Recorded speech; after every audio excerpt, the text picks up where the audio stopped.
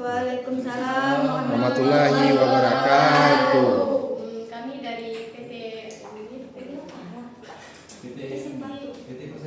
Persero. Nah, di sini kami akan mempresentasikan hasil dari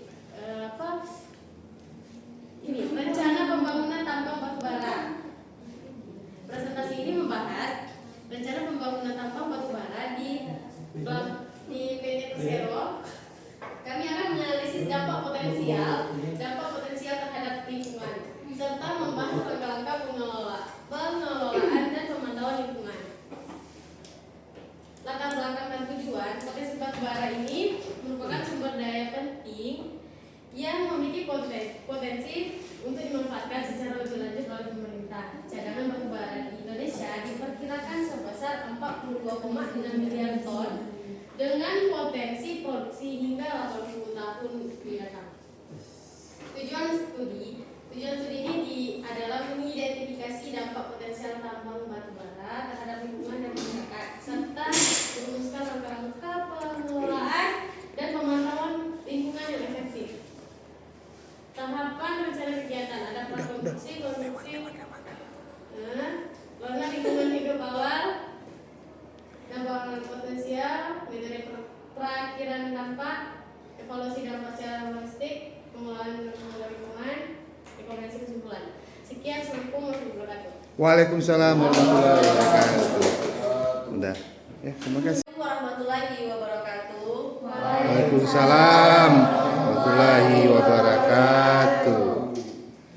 Pertama sekali saya mengucapkan terima kasih kepada Pemrakarsa dari PT Abal-Abal yang telah mempercayai saya dari PT Jalan Goyang sebagai konsultan dalam menyusun dokumen analisis mengenai dampak lingkungan rencana kegiatan pembangunan pelabuhan perikanan samudra.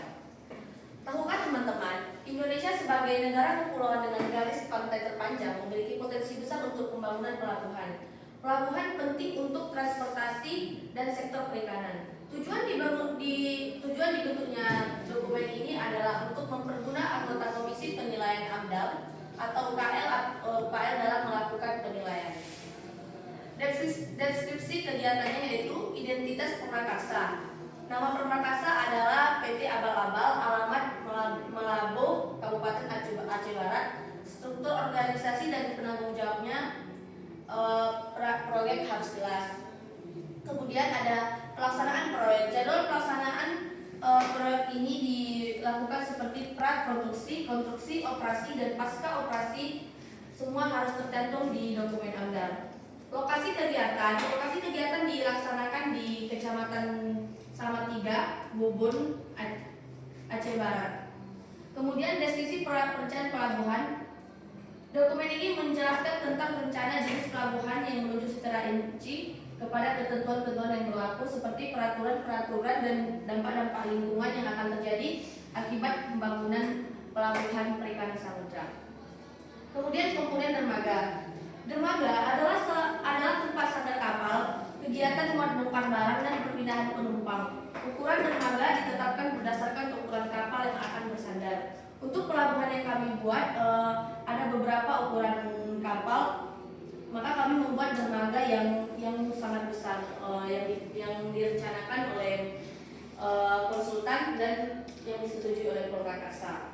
Kemudian kami persyaratan yang harus kami buat yaitu mencakup dana dermaga, gambar tampak samping, potongan melintang dan memanjang serta kelengkapan dermaga. Kemudian kami memerlukan komponen lainnya yaitu seperti alur pelayaran, terminal, pemecah gelombang serta kolam pelabuhan. Selanjutnya ada penggerukan dan limbah. Penggerukan ini dilakukan untuk menambah kedalaman perairan. Jenis penggerukan, volume dan teknik harus dijelaskan nanti di dokumen AMDAL. Untuk limbah, fasilitas penampung limbah ini pelabuhan wajib tersedia yang memenuhi aturan internasional Marpol 73/78. Komponen tata ruang. Kebijakan tata ruang harus sesuai dengan lokasi kegiatan dengan penentuan rencana tata ruang wilayah setempat. Perda dan tata ruang kabupaten atau kota harus dilampirkan. Penggunaan lahan meliputi status lahan, produktivitas lahan dan peruntukan perairan. Transportasi meliputi sistem transportasi regional dan lokal.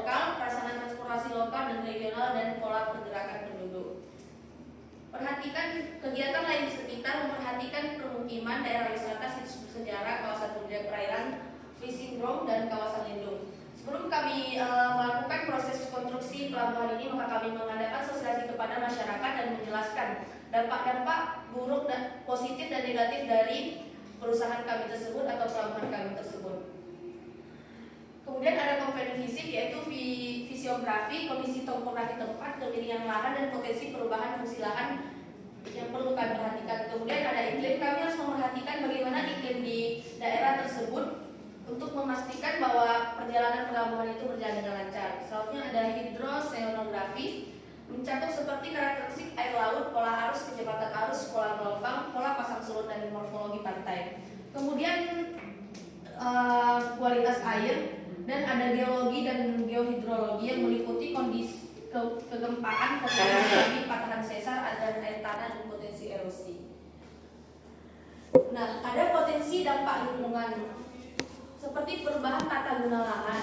Perubahan tata guna lahan di tempat pembangunan pelabuhan samudra itu harus dikaji dengan tepat. Kemudian kualitas udara dan kebisingan. Dan ada kualitas air laut, pola arus laut, biota perairan. Terima kasih. Hanya itu yang bisa kami sampaikan sebagai konsultan. Selanjutnya kami kembalikan ke Pemrakarsa.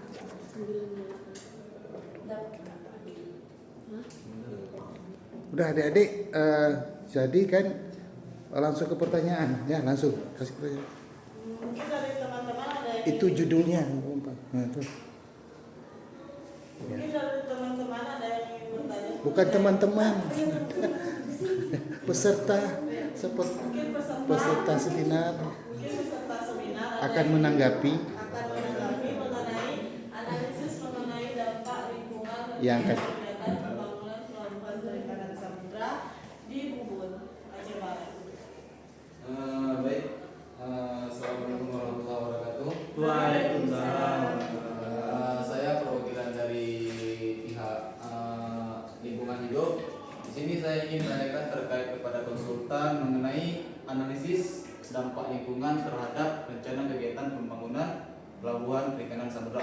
Di mana saya ingin menanyakan apakah AMDAL yang telah disusun apakah sudah sesuai dengan peraturan dan standar terhadap lingkungan hidup di daerah tersebut. Terima kasih. Terima kasih kepada sosial dan lingkungan. Sebelum kami melakukan penyusunan pembangunan pelabuhan perikanan samudra itu, kami terlebih dahulu melakukan survei atau sosialisasi dengan masyarakat dan dengan masyarakat setempat. Setelah kami melakukan sosialisasi, setelah kami melakukan survei, kami melihat bagaimana bentuk-bentuk dan akibat-akibat yang akan terjadi pada tempat tersebut. Maka kami sudah ini saya menyatakan kami sudah menyusun dengan prosedur penyusunan AMDAL yang tepat.